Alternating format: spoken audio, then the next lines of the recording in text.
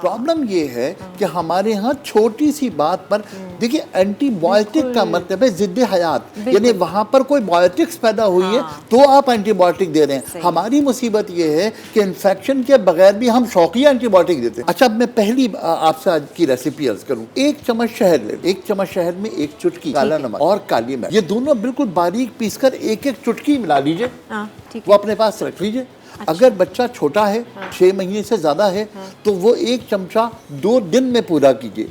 अच्छा, छोटा छोटा करके चटाते रहे, बस ऐसे ही चटा दें। और अगर बच्चा 1.5 साल का है तो वो 1 चम्मच 1 दिन में पूरा कर लें। ठीक है, सही है। पानी में मिला के कर दें तो ऐसे ही दे दें तो ज्यादा अच्छा है, अदरवाइज पानी में मिला के दें, जैसे कि बच्चा मुमकिन है उसका टेस्ट एक्सेप्ट ना करे। अगर बड़ों को हो तो इब्तदाई तौर पर तो ये कर सकते हैं, ये कर लें। ये काली मिर्च, काला नमक और काला, ठीक है, काली मिर्च, काला नमक, 1-1 चुटकी, 1 चम्मच शहद।